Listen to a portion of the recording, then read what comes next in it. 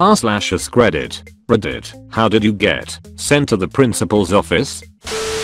In the 4th grade I was still receiving regular spankings on the hand for stupid things, that is making F's on tests/assignments, explaining to my dad why he was wrong, notoriously known as talking back, receiving demerits, private school, etc. My dad was pretty much an uncool stickler back then, but now he's a little better. Anyways, yeah, I used to get frequent spankings, and on top of that I was kind of a bitch child who just tried to make things overly dramatic on many occasions, such as this one. Back in the 4th grade, me and my classmates had this witch of a teacher who we absolutely hated as an art teacher. It was much worse, because then we had to deal with her the whole day, which was nothing less than pure hell. She was strict, mean, extremely condescending, belittling, yelled all the time, pretty much the worst teacher you could possibly have. There was literally nothing you could do that could satisfy her one bit. Nothing. Well, one unpleasant morning as I'm finishing up breakfast and getting my books together so my dad could take me to school, something comes up. I don't remember cause this was 10 years ago. My dad was on his man period, so the situation was intensified by 100x wonderful. I end up getting a beating that morning, and towards the end, my dad clips me on the lip. Doesn't sound painful, but it swelled to the size of a peanut. As I'm in class that day, the bitch teacher notices my swollen lip as I'm sitting at my desk quietly working on seat work. After some time, the stinging becomes intolerable and overly dramatic. 4th grader me needed an ice pack badly. I get the teacher's attention and soon I get an ice pack fresh from the freezer. Boo it, little did I know that my teacher had a secret agenda that she could very well use to her advantage. A few minutes go by after I get the pack and she finally decides to take me outside for a few moments to have a word with me. She asked what happened to my lip and I replied something along the lines of, "My daddy gave me a spanking this morning before school and the belt hit me in the face." After hearing my pathetic sob story, the bitch had all the tools she needed, tools that I gave her. Towards the end of the day, I get called to the principal's office. I'm scared as hell as I enter the big conference room with a big table, surrounded by those huge leathery swivel chairs that villains formulate schemes of mass murder. At the end of the table is, of course, the bitch teacher, the principal, and a police officer. What the hell? Apparently, she reported my dad to the principal, who then contacted the police. The officer kindly asks me to sit down and proceeds to question me about my life at home.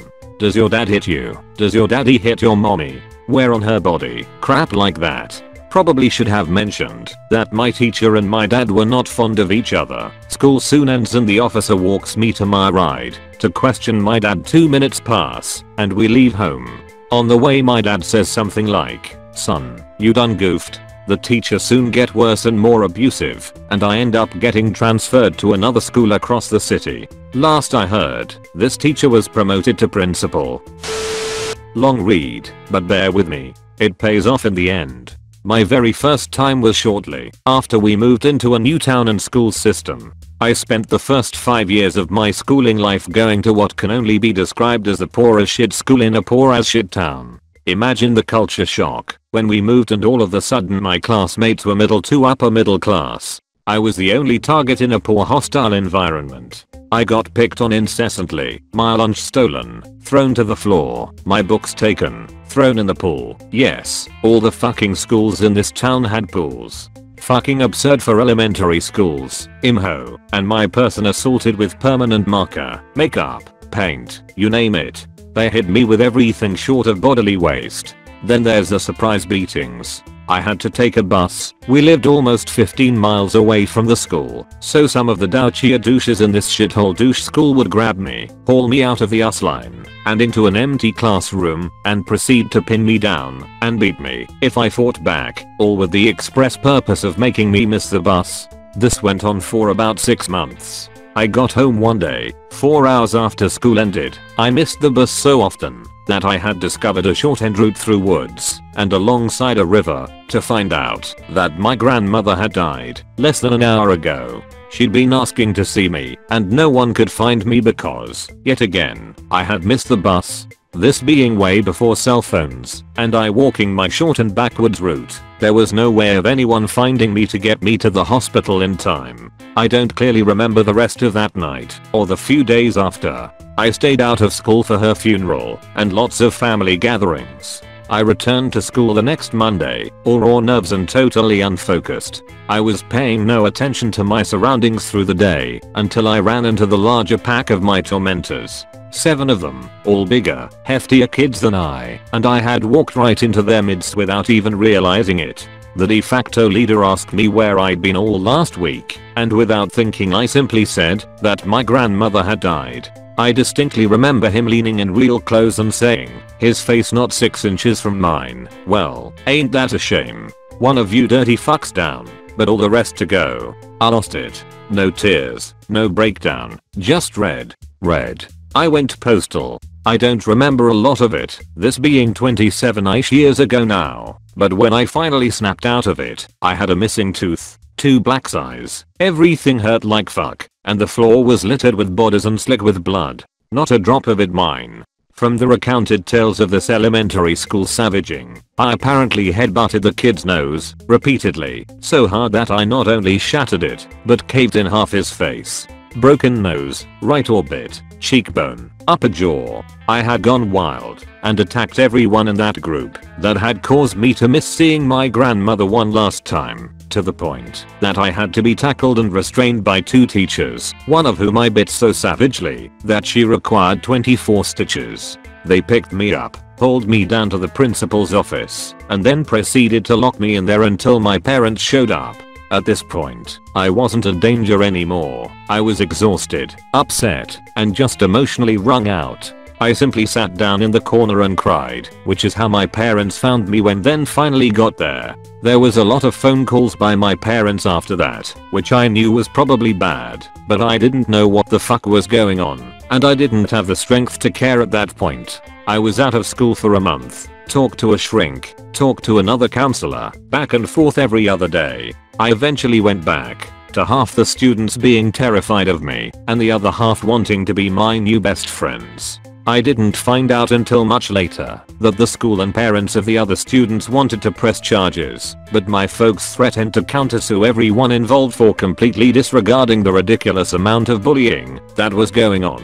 The kid who I headbutted was the worst off. He actually missed the rest of the year and part of the next due to numerous reconstructive surgeries. In total, other than headbutted, I caused 14 knocked out teeth, 6 broken ribs, a dislocated shoulder, a pair of severely bruised testicles, 4 bloody noses, 2 broken, and the vicious bite on the teacher. Honestly, I deserved expulsion after that, but my folks found a good lawyer who managed to flip things around and make it looks like it was the school's fault, resulting in everything being hushed up and parties paid off, including the school paying off my folks' lawyer. I don't necessarily agreed with how things were resolved, but at the time I had no clue, and there's no point in rehashing it now. I mean, I still feel that were my parents not the hippy-dippy pacifists that they are, I would have better been able to handle the shit and defend myself without going totally postal. I was 10, for fuck's sake. How the hell did they expect I was going to resolve it? As far as Tormenta Prime goes, I still see him around if I'm in that town for anything. He never went anywhere or did anything. He can't even get a driver's license due to the massive injuries I caused to his eye. He's a shitty alcoholic in a rundown shitty town, working a dead-end job at a gas station. I can't help but smile directly at him whenever I get gas there. I even make it a point to pay inside rather than at the pump. I still don't feel the slightest bit bad about it.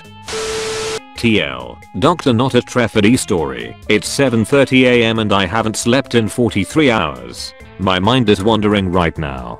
Sorry for the grammatical errors. Went to the principal's office about 80 days and I received 121 total days of detention. It was 1999 and I was in 8th grade, lived in some apartments next to the school with my mother who at the time was working at a dollar store. She was a single mother who didn't speak much English. We had arrived from Israel in the summer of '95 and only spoke Spanish and some Hebrew. I attended this middle school since my 6th grade, so I had friends and was fairly popular considering I was a nerd. Skinny straight A student. Teacher's pet in science. Helped my homie out in his math homework. He was much bigger than me and I considered him my bodyguard lol. And I was also a member of the soccer team. I wore these funky Drew Carey style glasses that were not popular back then and was teased a lot in 6th grade. God damn it, I would have been pretty badass if I was 13 today lol. I was fluent in English, Spanish, and Hebrew and I had made friends with a lot of the bilingual kids at the school, which knew a few of the popular white kids. I had an idea midway through my 7th grade that I could probably sell lollipops, pixie sticks, and other sweets at my school because the school wouldn't allow us to eat anywhere besides the cafeteria and we had no vending machines or kiosks to buy sweets. Since my mom worked at the dollar store and I would randomly ask her for a lollipop or two, she would bring me one after work. I held onto them until the next day, where I would sell it to my friend Hector. If you're out there and remember me, what's up bro, been a while, for a quarter. He bought it, and another friend of his asked for one, but I had none until the next day. After 5 days I had $1.25 in quarters, enough to buy a 100 pack of pixie sticks for $1. So I bought it, and I would take about 10 pixie sticks to school, and I would start selling them off for a dime each. Word got around to a few kids and they'd come to me at 7:30 AM before school started at 8 AM, because they each wanted about 5 to last them through the day. I would dump all my coins into my POG containers and no one would suspect a thing, since I'd go to the locker to store my POG container. 3 weeks after my venture into selling kid crack started, I got a big bump in sales once a few of the popular white kids started to come to me to buy about 10 apiece, $1 for 10 pixie sticks. I started to bring a whole 100 pack of pixie sticks to school and then I had to bring in 3 packs, one to keep in my locker, one to keep in Hector's book bag, and one to keep in my book bag. I was making $30 a day for the last 2 months of the school year. Me and Hector had probably the best summer of our lives, because it was the summer of 1999 and the Sega Dreamcast was going to come out. Guess what? We had enough money, so we could each buy a system for ourselves, and 2 games for me, and 1 for him. We couldn't wait for the 9th of September 1999 to come around, because we both had enough saved up to buy a system. 8th grade is 2 weeks away, and I have this brilliant idea. Hey Hector, why don't we buy the 50 pack of blow pops for $1 and sell them for 25 cents a pop?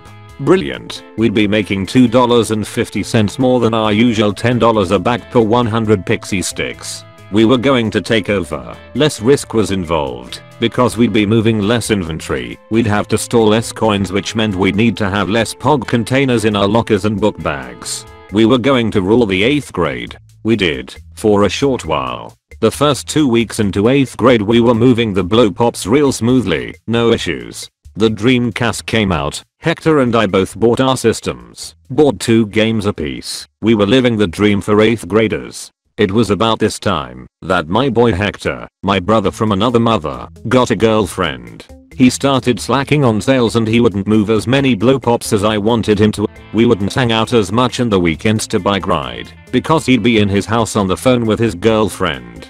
During school he spent more time with his girlfriend. I decided to shut it down for a bit and relax. This is when I started to fuck up.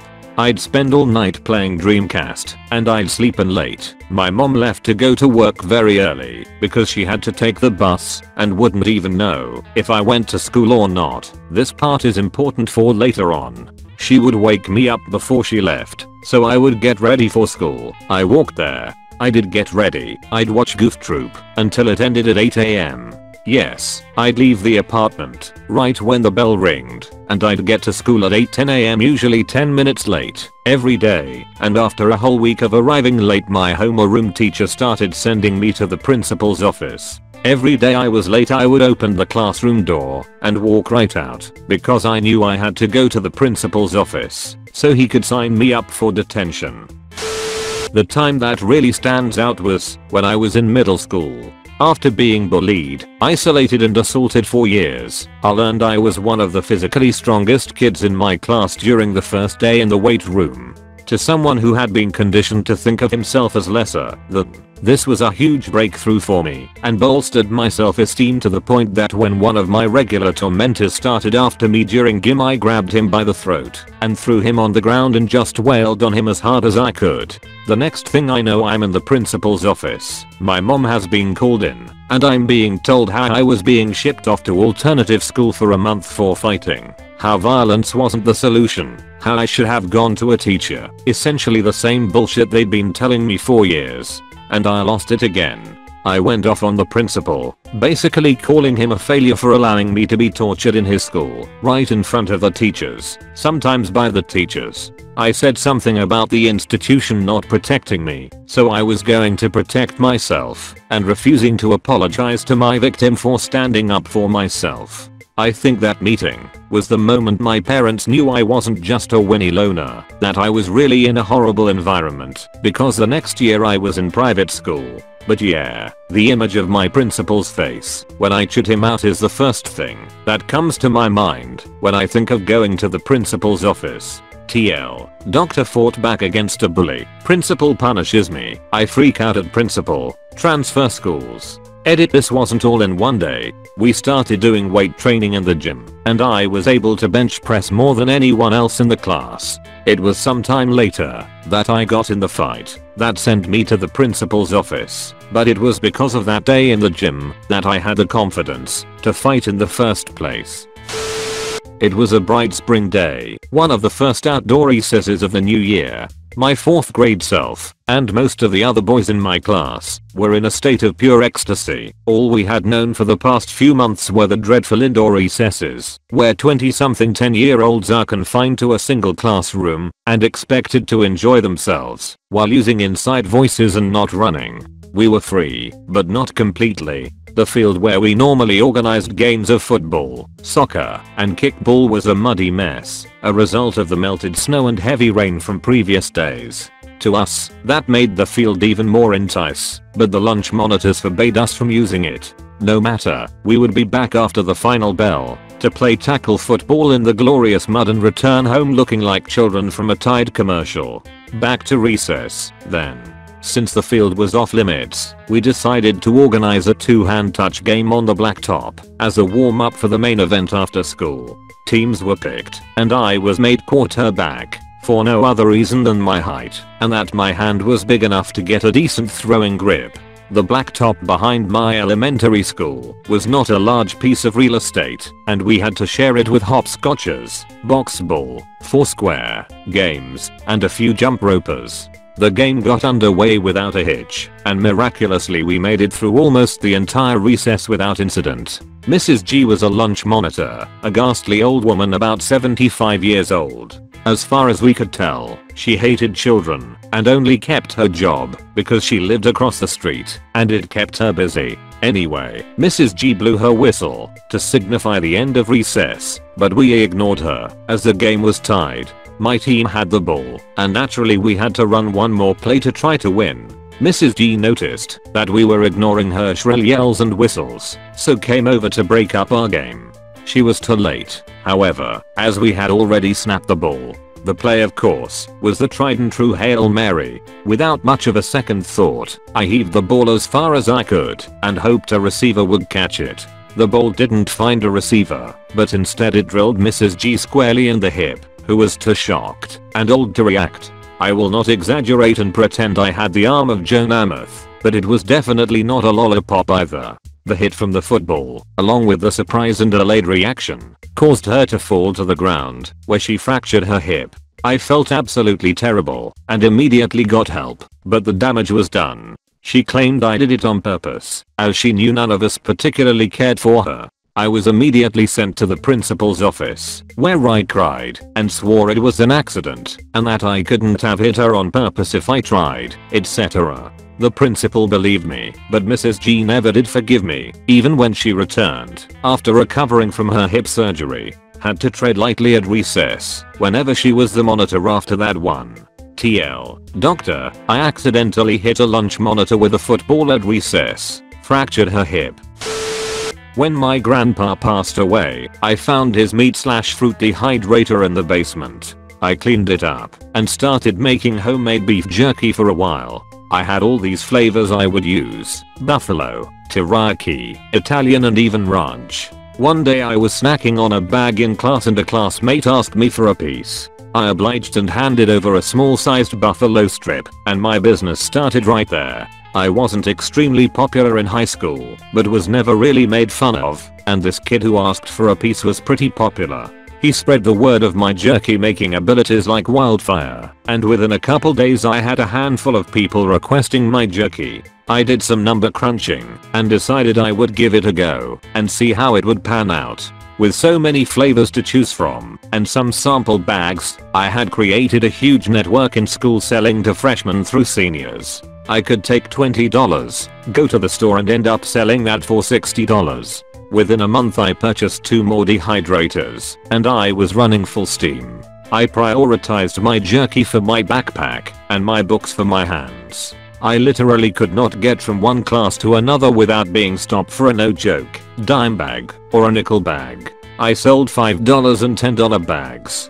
Fast forward another month and I finally had teachers asking me for jerky. Business was booming, and as a 15-year-old, I was making $300-400 profit a week. This all sounds fine and dandy, but this shit was taking a toll on my life, and I was spending 2 to 3 hours after school every day just making this jerky ready to sell. Just a brief overview, it takes 2 to 3 days depending on the size of the jerky to go from the store to the consumer's mouths. After about 3 months, business rolling, I got a call from the dean of students to go down to the office. I honestly thought that she was going to request some herself, but I was wrong. I show up to her office, and I was met by 2 police officers.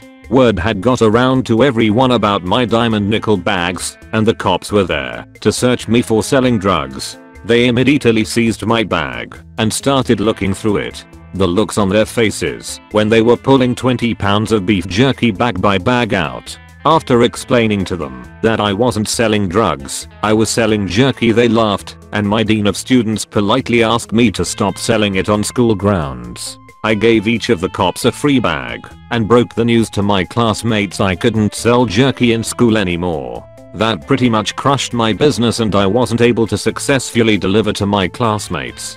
There were tears by my bank account and my classmates. I was able to buy myself my first car though, paid off entirely when I became a junior though, so there's that.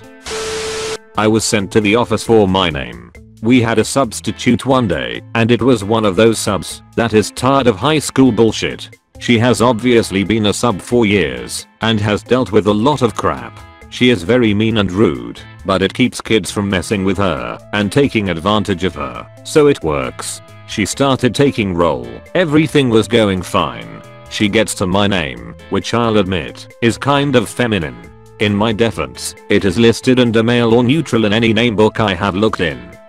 Naturally, I say here, but she just looks at me like I just punched her. No, this is a girl's name. I know you're just trying to mess with me. I tried to defend myself, but it just made things worse. Eventually she wasn't having any more of it. She wasn't going to argue with me about my name, since obviously I was lying. She wouldn't even let me show her my student ID, said she wasn't going to waste her time with games. She told me to get out and go to the principal. I was pissed and wanted to prove that my name is actually my name. I went to the principal's office and he asks why I'm there. I tell him the whole story and he just laughs. He writes a note to the sub and sends me back to class. But when I get there, she accuses me of forgery and threatens me with serious punishment. She then goes to the class phone and puts in the number for the office. She says she needs to see him at the classroom right away for a very disruptive student. When he got to the room he sees me and just sighs. She showed him my forged note and told him I've been lying about my name to be funny and it was distracting from class. He just tells her that it is my name and she is just wasting everyone's time over nothing. She apologized and he left the room. It was obvious she felt bad the rest of the class and constantly apologized to me. It felt nice to prove her wrong. I made sure to remain passive aggressive the rest of the class to really rub it in. So this one day in contract advisory, contracts are essentially full semester independent study projects. Advisory is open work time. I overhear the supervisor talking to a student about something to do with email. Being the overly touchy geek I am, I have to listen in. So I do. The student apparently sent an email with a blank subject line. The school faculty apparently are taught by the ed department that emails with blank subjects could have been sent by anybody impersonating someone else. Eek. Okay, at this point, I'm thinking that's absolute BS. So I decide to prove her point for her. This is my freshman year, BTW. I open up my website, go to my scripts folder, and click on mail.php. I then proceed to send the teacher an email with the from email header line as the principal's email address. I make sure to clearly identify the email as mine and that I was proving her point for her about emails originating from anybody. Still, that blank subject thing is BS. While this is going on, I head out of class to use the bathroom, stop by my private root beer stash, I don't remember. When I get back in class, she is fuming, to say the least. I'm like, whoa, you know it was me, right? I then proceed to explain the detailed H4X0RZ, that is the PHP mail, function and how the first thing you learn, or at least, that my dad learned, in ComC was how to telnet to an email server, and send an email. Apparently back then, Santa at northpole.net was the big joke. So I stopped by the principal's office because my teacher told me that the school email server picked up the message and he wants to see you. Okay, let me stop you right there. Picked up the message. Really? You told him, didn't ya? So I headed over and apparently he didn't even know that I was supposed to talk with him. So I nervously as shit explained what I did. Then I showed him the webpage one made. Crappy little thing too, and left it like that. Later, I got notified that he sent an email as a superintendent of the school. Thoughts rushing through my head. Nothing bad came of it, just a slightly scared teacher and a nice takedown request. Believe me, I feel so proud that I caused a takedown. That's like amazing to me that I got something removed off the internet. I can't explain it.